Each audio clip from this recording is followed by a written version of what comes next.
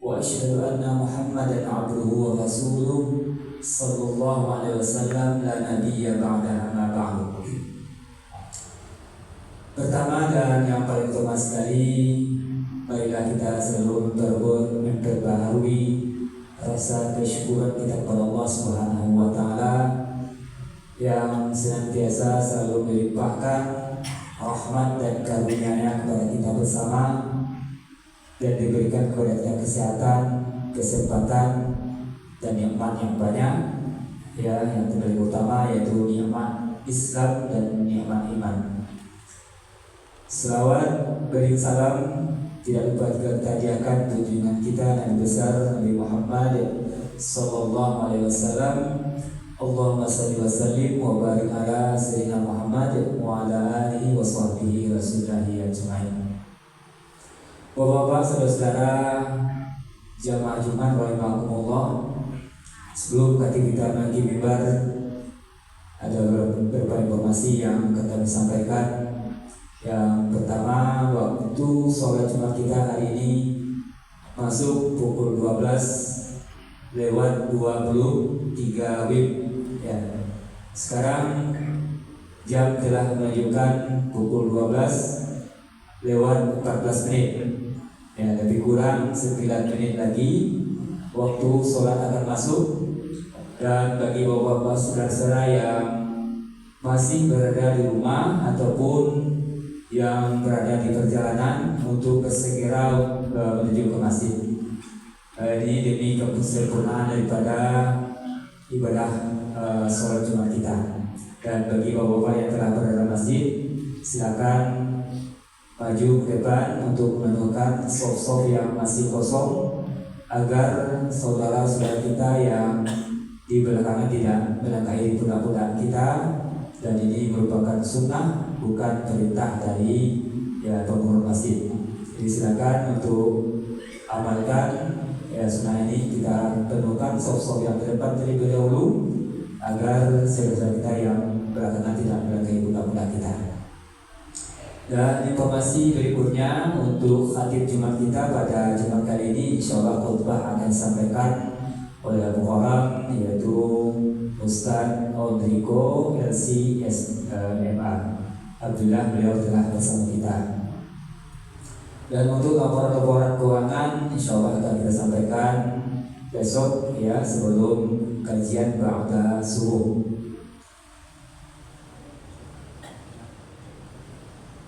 Dan untuk penceramah KBS kita subuh besok itu ialah Profesor Dr. Bukhari, ya, MA.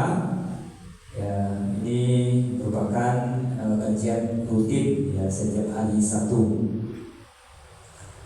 Dan juga kami informasikan bagi Bapak Ibu atau yang mendengarkan pada ini yang mempunyai anak yang masih duduk di bangku sekolah dasar atau SD atau yang akan masuk, bahwa pendaftaran daripada MTA dan MDTA masih Menara sudah dibuka. Jadi bagi bapak-bapak saudara yang mendengarkan tempat ini, supaya dapat mendaftarkan segera anak cucu kita di MTA dan MDTA Masjid Raya Al-Munawwarah, yaitu di sekretariat di MDA Masjid Raya Al-Munawwarah. Jadi untuk sementara itu untuk kebutuhan yang dapat kami sampaikan, dan apabila nanti ada kebutuhan terbaru insyaallah akan kami sampaikan kembali. Banyak maaf, billahi taufiq wa hidayah. Wassalamualaikum warahmatullahi wabarakatuh. Waalaikumsalam warahmatullahi wabarakatuh.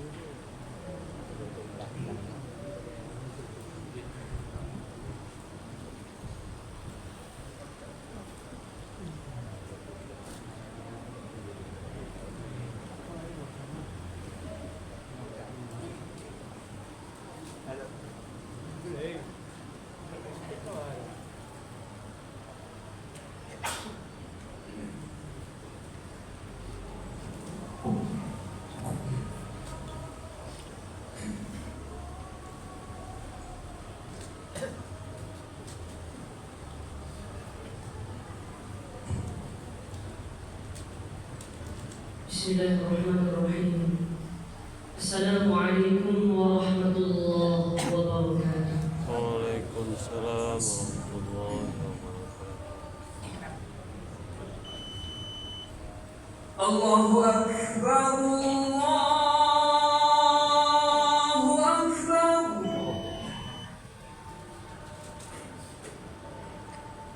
Allahu Akbar, Allahu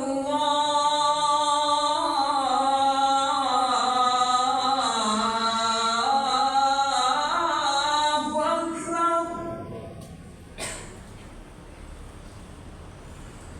Ashhadu an la ilaha illallah.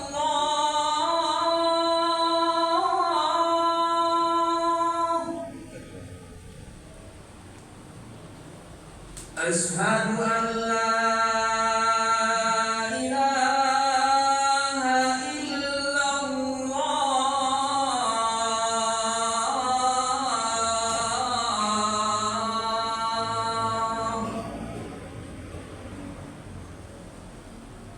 Ashhadu anna Muhammadar Rasulullah.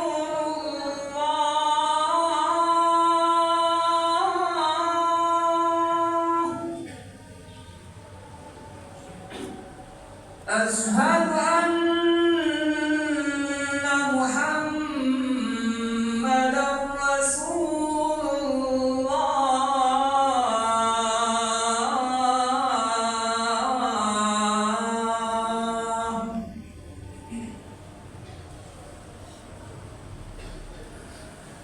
Hayya 'alas salah.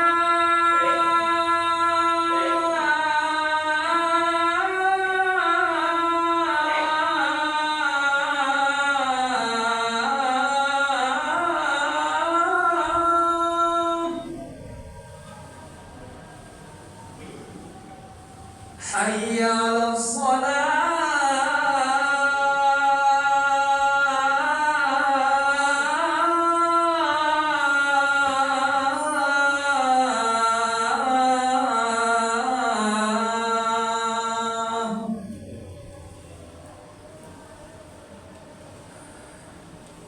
Hayya 'alal falah.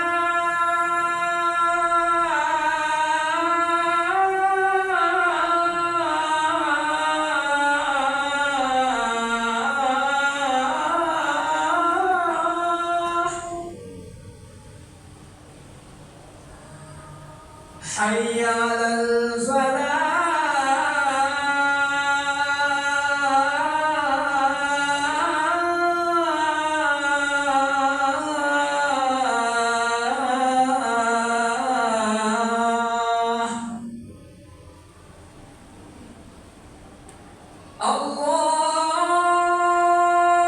Allahu Akbar,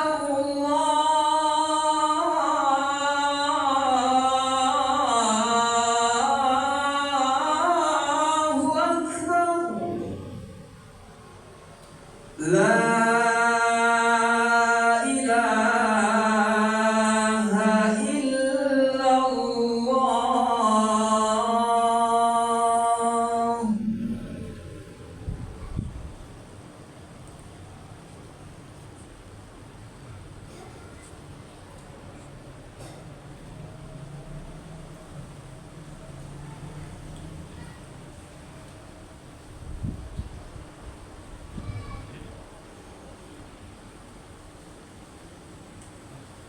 Alhamdulillah. رب العالمين. اللهم لك الحمد أنت قيوم السماوات والأرض ومن فيهن. لك الحمد أنت نور السماوات والأرض ومن فيهن. لك الحمد أنت الحق ولقاؤك حق والجنة حق والنار حق. أشهد أن لا إله إلا الله وحده لا شريك له، وأشهد أن محمدا عبده ورسوله. اللهم صل وسلم وبارك على نبينا محمد وعلى آله وصحبه أجمعين. أما بعد فيا عباد الله، إني أوصيكم وإياي بتقوى الله فقد فاز المتقون. اتقوا الله حق تقاته ولا تموتن إلا وأنتم مسلمون. ثم اسمع قول الله تعالى في القرآن الكريم: أعوذ بالله من الشيطان الرجيم. أنه من قتل نفسا بغير نفس أو فساد في الأرض فكأنما قتل الناس جميعا، ومن أحياها فكأنما أحيا الناس جميعا. ولقد جاءتهم رسلنا بالبينات ثم إن كثيرا منهم بعد ذلك في الأرض لمسرفون. Sesungguhnya siapa yang membunuh satu jiwa saja tanpa hak atau melakukan kerusakan di muka bumi, maka seolah-olah dia telah membunuh manusia seluruhnya. Lalu siapa saja yang menjaga kehidupan satu orang saja, maka seolah-olah dia telah menghidupkan manusia secara keseluruhan.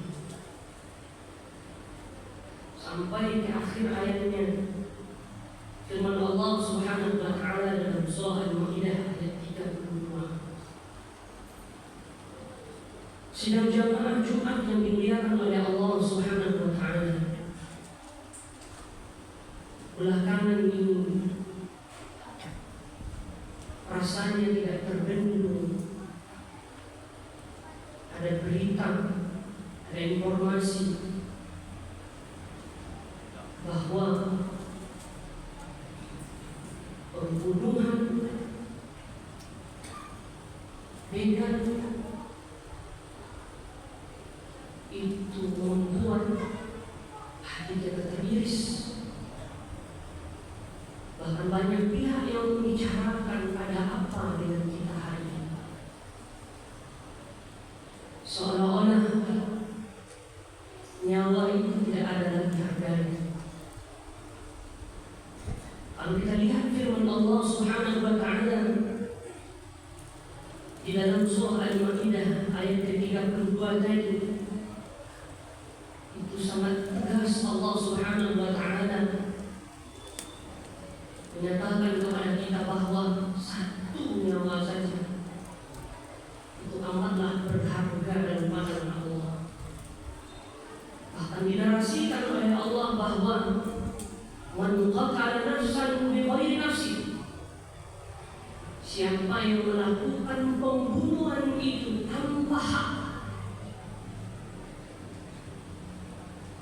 maka dia sudah seolah-olah membunuh manusia secara keseluruhan di muka bumi. Namun ketika dia menjaga nyawa itu, maka berarti dia sudah menjaga nyawa. Dalam pandangan Allah, dia sudah menjaga nyawa seluruh diri yang ada di muka bumi. Namun sidang jamaah yang dimuliakan Allah Subhanahu wa taala, pertanyaan ada apa dengan kita hari ini? Terutama negeri kita, tanah Minang, Sumatera Barat.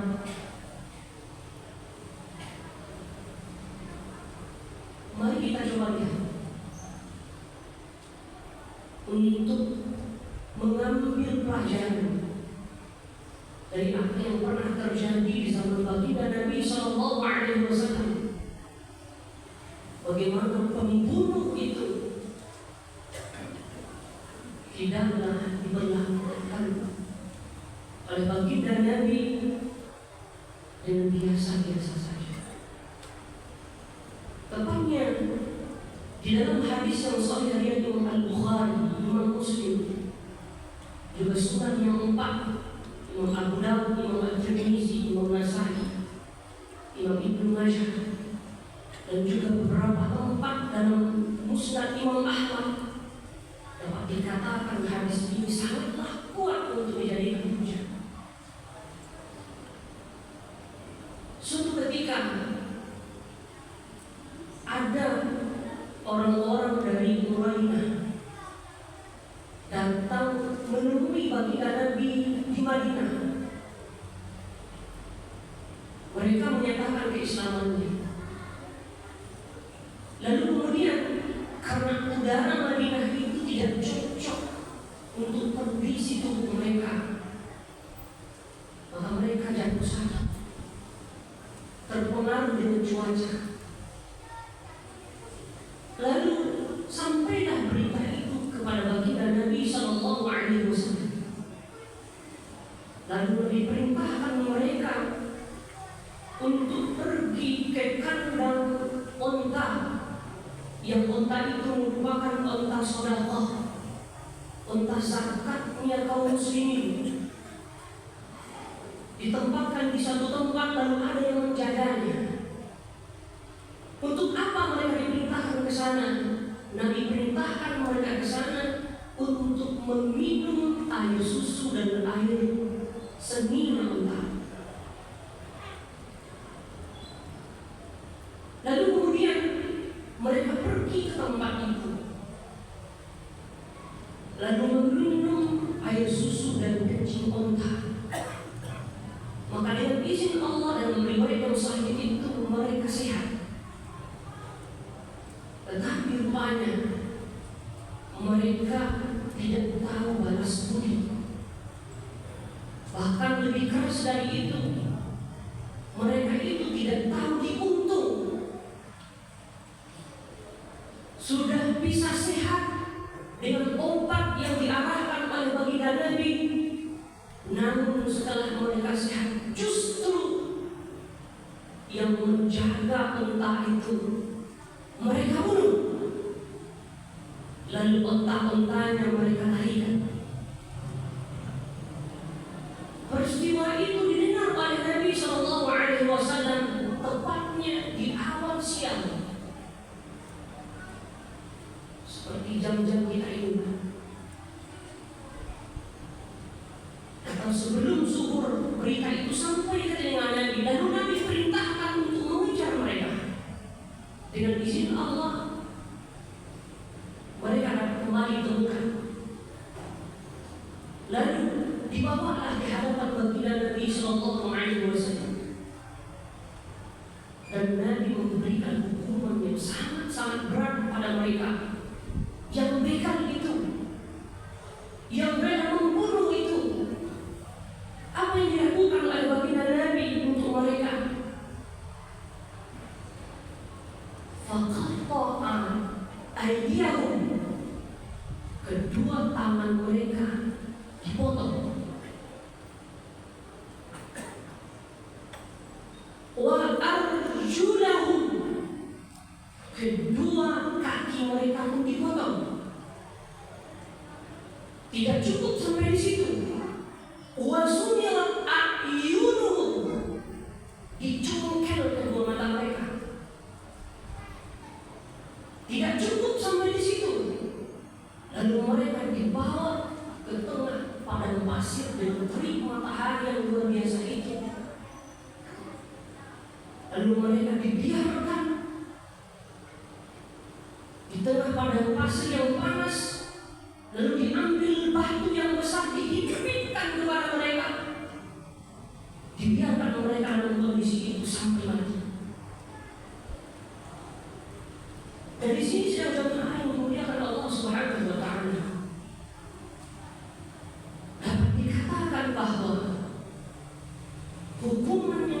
berikan kepada orang yang pegang itu, yang membunuh tanpa ada rasa itu, tanpa ada rasa bersalah sedikit pun di hati mereka. Makanan yang layak bagi mereka adalah dipotong tangan mereka, dipotong kaki mereka, dicungkil mata mereka.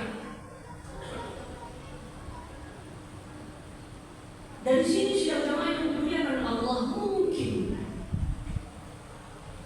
fenomena hari ini barangkali hukum kita di negeri yang tercinta ini belum memberikan efek jerah. Sehingga nyawa itu tidak lagi berharga. Kalau kita telusuri lebih jauh sedang jemaah yang dimuliakan Allah, dari perspektif psikologi, ada dua yang menarik untuk kita sampaikan. Yang pertama, untuk menjawab kenapa seolah-olah hari ini orang mudah saja berbuat dosa besar, ringan saja kemudian melakukan kejahatan yang begitu luar biasanya tanpa ada rasa bersalah di hatinya. Dalam pandangan psikologi ada dua yang paling sangat menentukan hal itu. Yang pertama, adanya ketidaksensitifan di dalam hati terhadap kejahatan yang berlaku, disebabkan oleh paparan yang terus berulang, dilihat oleh matanya, sehingga menjadi sebuah hal yang biasa. Bahkan lebih jauhnya, dia belajar untuk melakukan kejahatan dari apa yang dia lihat. Hari ini sedang jemaah yang dimuliakan Allah, kita mengkonsumsi cara berbuat jahat itu dengan sangat mudah. Di HP kita, di media sosial kita, cara berbuat jahat itu berulang dilihat oleh mata kita, oleh tontonan kita. Inilah mungkin kenapa kalau kita telusuri dari dalil-dalil agama bahwa cara dia melakukan kejahatan itu tidak haruslah dipublish. Yang diperlihatkan kepada masyarakat hanyalah apa kesalahannya, lalu hukumannya pun diperlihatkan kepada publik. Katakanlah hukum pancung, kesalahannya saja yang dijelaskan kepada publik, lalu hukumannya pun diperlihatkan kepada mereka. Tetapi bagaimana cara dia melakukan pembunuhan itu dari A sampai Z-nya? Bagaimana cara dia melakukan kejahatan itu? Pemerkosaankah itu? Tidak dipublis kepada masyarakat. Namun sidang jemaah yang dimuliakan Allah, sudah sejak lama tanpa kita sadari, di televisi ada tontonan mereka mengulang jejak kriminal. Satu sisi tujuannya untuk memberikan pelajaran kepada masyarakat, tapi di balik itu sebenarnya tanpa sendirinya orang belajar untuk berbuat jahat.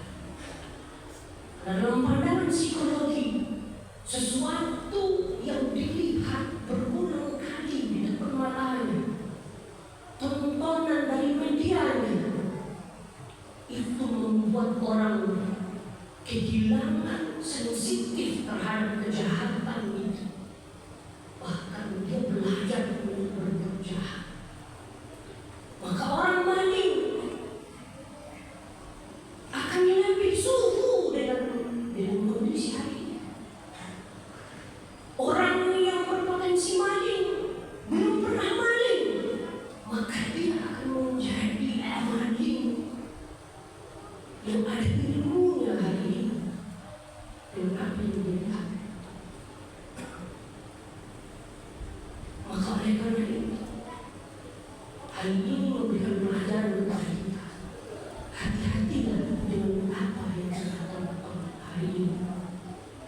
Memang media digital, perkembangan teknologi, kita tidak bisa menahan tangan orang untuk tidak mengetik atau membuat sesuatu, untuk mengupload video dan seterusnya.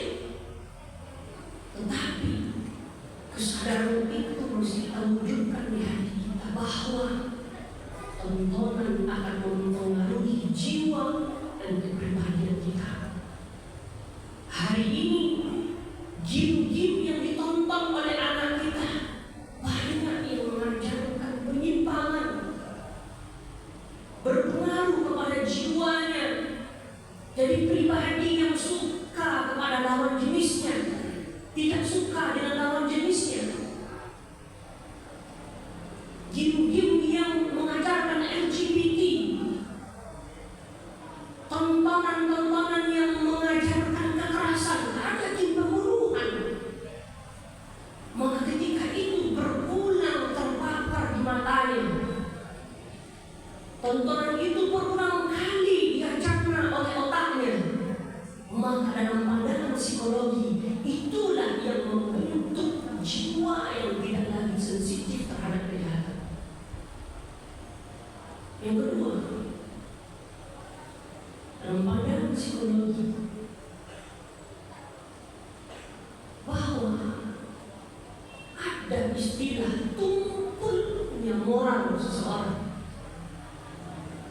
Tumpul yang dimaksud dengan istilah lainnya, ada orang yang dikategorikan dengan psikopat.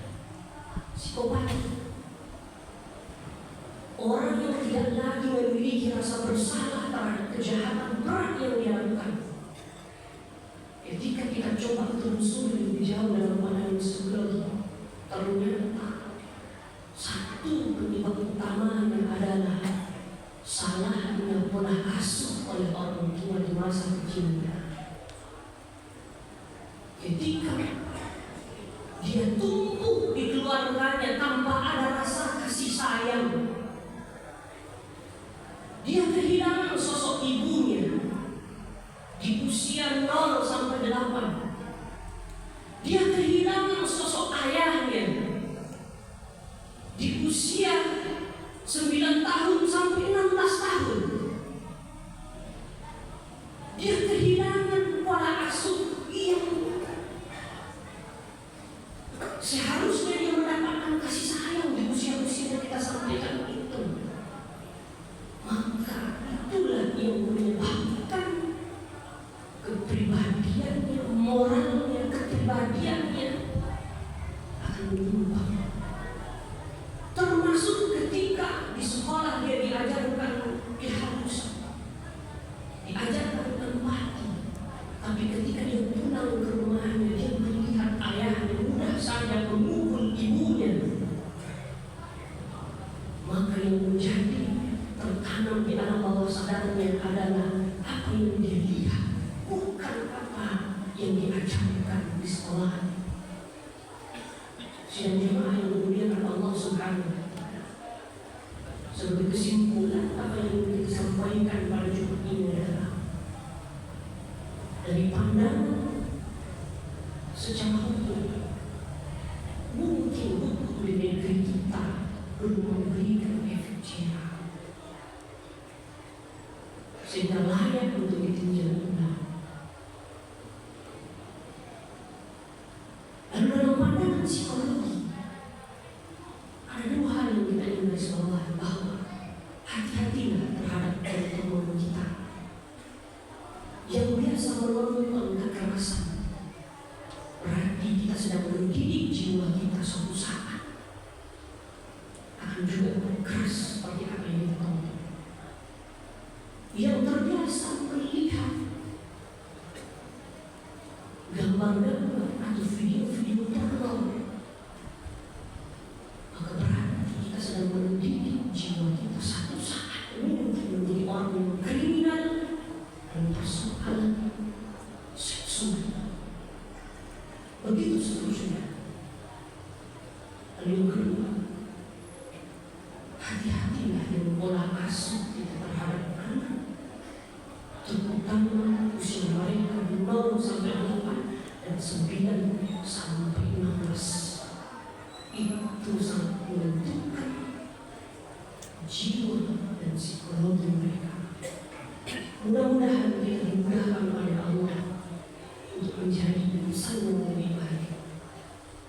dan menurunkan dan mengajarkan yang lebih baik kepada generasi selanjutnya. Fakta di bumi al-absar la'allakum turhamun.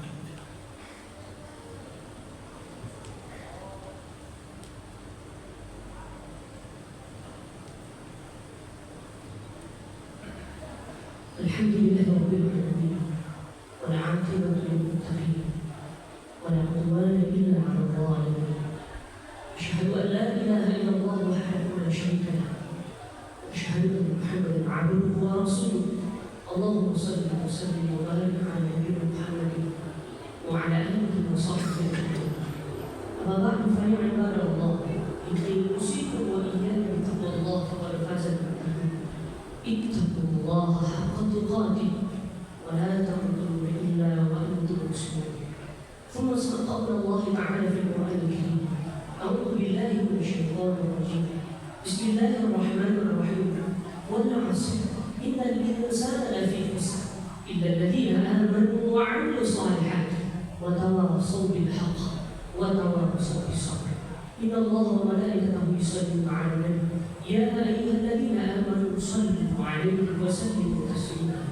اللهم صل على محمد وعلى آل محمد كما صليت على إبراهيم وعلى آل إبراهيم وبارك على محمد وعلى آل محمد كما باركت على إبراهيم وعلى آل إبراهيم في العالمين إنك حميد مجيد. اللهم اغفر للمسلمين والمسلمات والمؤمنين والمؤمنات الأحياء منهم والأموات وتابع بيننا وبينهم بالخيرات. رب اغفر وارحم وأنت خير الراحمين. اللهم ربنا ظلمنا أنفسنا وإن لم تغفر لنا وترحمنا لنكونن من الخاسرين. اللهم أعنا على ذكرك وشكرك وحسن عبادتك. اللهم جنبنا الفتن ما ظهر منها وما بطن. اللهم جنبنا الفتن ما ظهر منها وما بطن. ربنا آتنا في الدنيا حسنة في الآخرة حسنة وقنا عذاب النار. والحمد لله رب العالمين. وأقيموا الصلاة.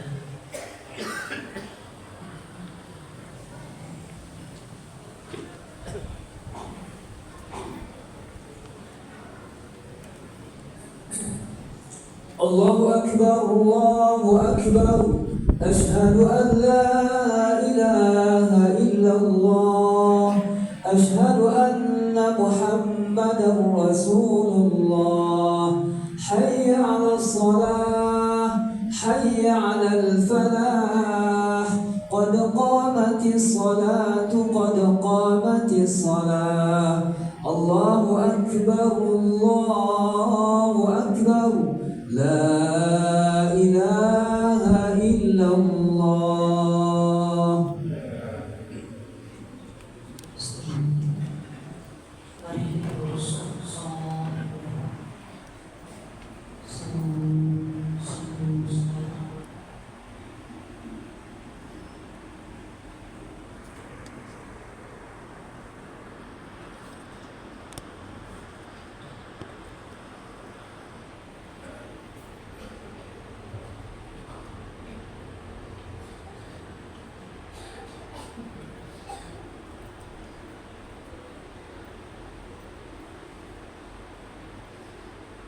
الله أكبر.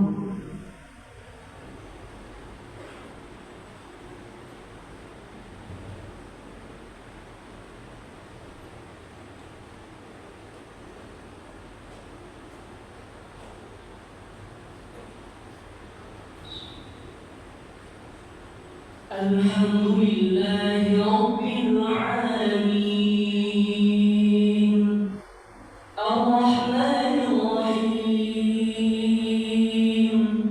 مالك يوم الدين إياك نعبد وإياك نستعين اهدنا الصراط المستقيم صراط الذين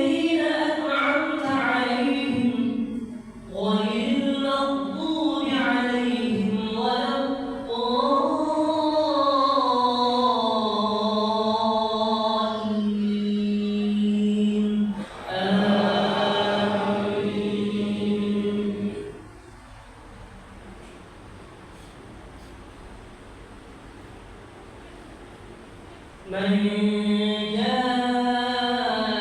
جاء بالحسنة فله عشر أمثالها من جاء بالحسنة فله عشر أمثالها ومن جاء بالسيئة فلا يجزى إلا مثلها وهم لا يظلمون قل إنني هداني ربي إلى صراط مستقيم دينا قيما ملة إبراهيم حنيفا وما كان من المشركين قل إن صلاتي ونسكي ومحياي ومماتي لله رب العالمين لا شريك له وبذلك أمرت وأنا أول المسلمين قل أغير الله أبغي ربا وهو رب كل شيء ولا تكسب كل نفس إلا عليها ولا تزر وازرة وزر أخرى ثم إلى ربكم مرجعكم فينبئكم بما كنتم فيه تختلفون وهو الذي جعلكم خلائف الأرض ورفع بعضكم فوق بعض درجات ليبلوكم فيما آتاكم إن ربك سريع العقاب وإنه لغفور رحيم الله أكبر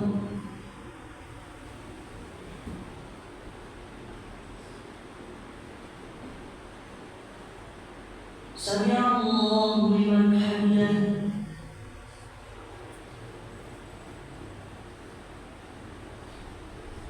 الله أكبر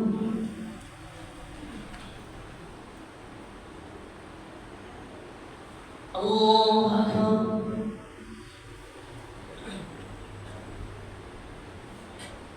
الله أكبر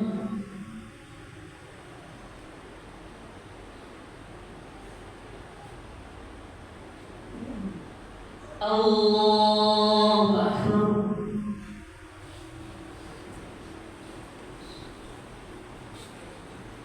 الحمد لله رب العالمين الرحمن الرحيم مالك يوم الدين إياك نعبد وإياك نستعين اهدنا الصراط المستقيم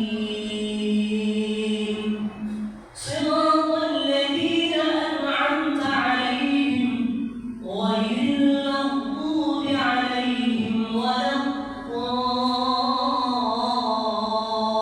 الضالين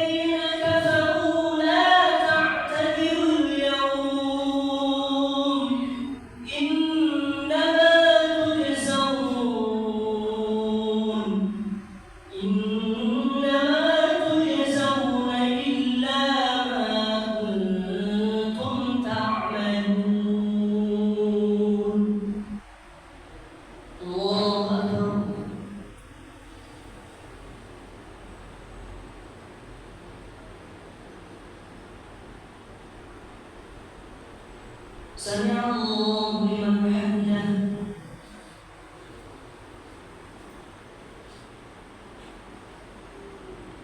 الله أكبر.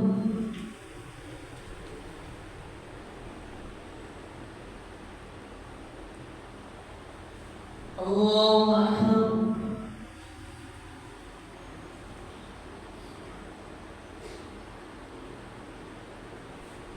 الله أكبر.